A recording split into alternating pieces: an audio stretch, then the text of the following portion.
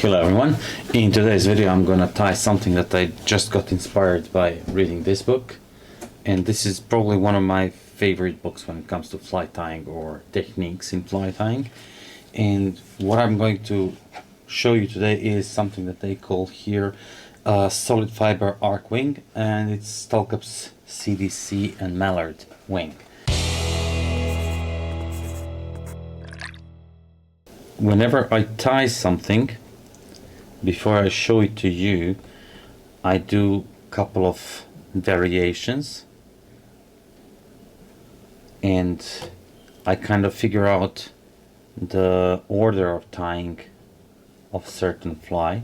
So these are all kind of different flies that I came up while tying one that I will show you in the video. So there are certain differences between each, and not necessarily like, but not all of them are beautiful or perfectly tied or well tied at all. So let's just go into it. First I will place the hook, and materials list you will see sliding around. So the hook is TMCO 900BL in size 14, probably one of my favorite hooks. Thread is Vivas 10/0. Body, I will use some of my blends, and this is, well, it's not a blend, it's just pure fiber, silky fiber that they made into dubbing. It's viscose fiber that I cut to length and I grinded it into the this grinder. The tail is Coq de Leon and some mallard feather for the wing that will show a little bit more towards us. Now let's get into it. First I want to start with thread, and thread is starting somewhere in the thorax area. You just saw me like doing two turns, which unless you shake the hook and do this is okay. So be careful with that, or apply a little bit, a few more wraps if you want.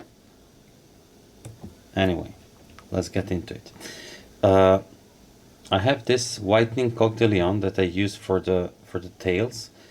I ran out of the original one, and this one is okayish, but it's way different than the Spanish stuff.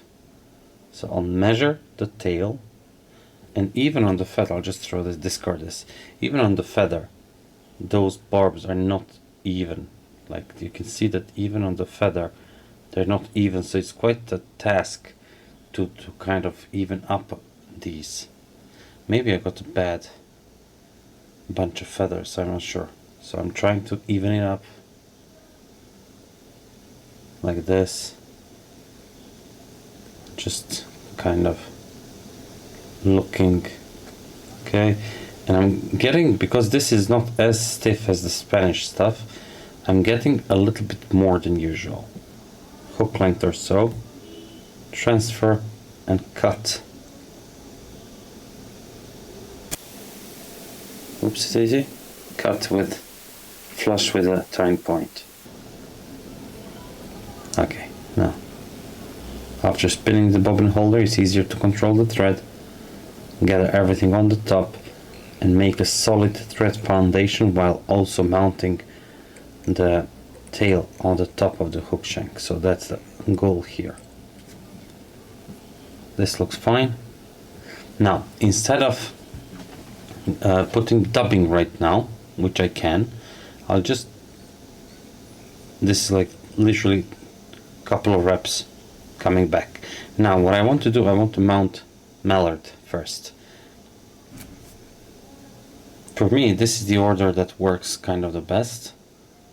Obviously there is more than one way to skin a cat, so I'm preening those barbs together until I see those tips that are aligned. When they are, I'm just gonna grab them together and take them out. In case they're not perfectly aligned, I may try to slide my finger slightly, but it is what it is. that's what you get. Now if I think I need more, which I do, I'll just leave this bunch on the table and repeat the process. And I want to use those barbs that I kind of marked a little bit better. So I want to make an angle towards the rachis until they all align, kind of like this, and then pinch them hard and pull the rachis away until you get your tips nicely done. And now I want to put those two bundles together like so.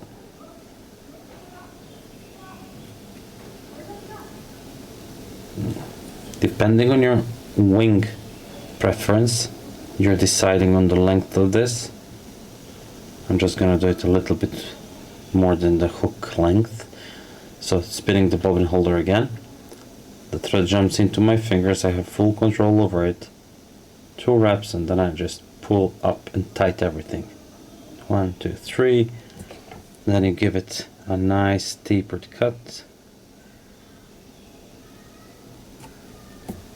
This tapered cut allows you to secure these fibers even better later on. Barbs. Now, a nice neat trick. You need square shaped hackle pliers, because if they are oval, the feather rachis will slide down. And then just, this is quill end, I'm gonna hold the quill end and roll the hackle plier around, and the rachis will roll, wrap under each wrap. You can see here near the fly. So I'm rolling it, and the barbs are going up and down, dividing themselves. Hold it with your finger, and then hold with your 2 fingers here. Pinch hard on, relatively hard onto the hackle pliers, but never ever allow them to pinch together back, because you will pull out the barbs. So now you got like a butterfly shaped CDC with rachis rolled up in the middle. So keep those barbs together, fold them together like so, and you got all those barbs on one side, rachis on the other side. Well, I'm holding it with my nail, so I'm just gonna roll the bobbin holder again. Just makes the thread a little bit stronger, and then 1 loose, 2nd wrap, pull tight, 2, 3, and then another tapered cut over here, and then with flat thread you're going towards the tail. Now you may be wondering why I'm using red thread by this moment, but I think red thread will be a nice addition to this fly. And look at this tapered body, and flat thread that covers most of it with just one go. This was a special effect, yeah. It's loose. Okay, I can go back actually because of the dubbing. Invert the hook. As I said, this is silky fiber that I was grinding in the seed grinder. I'm using just couple of fibers here.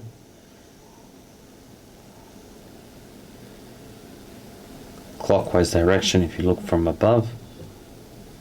And inverting the hook allows me to come closer to the hook, which in turns allows me to make super thin dubbing noodle near the end and taper the dubbing noodle towards the eye of the hook. Something that I realized while doing this fly is that I use my left hand that holds the dubbing together as a dispenser kind of. So I hold everything together and I pull gently, and I always pull as much as I need. So I'm working with less dubbing, which is very, very important. I'm forming the dubbing noodle that's quite uniform in thickness, because I already have tapered body, yeah? But this dubbing noodle is going to be amazing after the fly gets wet. Anyway, when I think I have enough, I may go up, tighten up the things a little bit more, and then let's go. So I may compensate with a tail, Okay, so it doesn't roll on me. Just go in tight wraps towards the thorax area, and that's it. I got my nicely tapered body here. Red is showing from time to time, which is good. Now, same as we were when we are doing Comparadun style with deer hair. I'll just slightly cord the thread to make it a bit stronger and allowing it to sit a little bit deeper into the material. It goes in between the fibers and I pull the thread backwards. It props up all those barbs. I'm doing the same now. It props up again, and the final one, you want to do a little bit of nailing here. So press it. It will, as you can see, fan it out,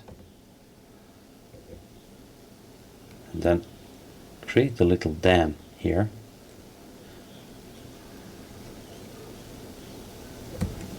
It does help, doesn't it?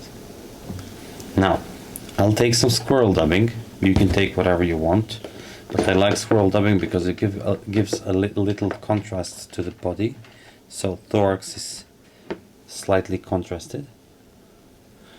I'll try to add nice thin noodle. So this is not going to represent legs. This is just adding contrast. Legs are suggested by CDC. So CDC here has this purpose of creating legs and wings at the same time. It also gives an impression of kind of spent. But yeah, now let me just go back. I'll hold everything.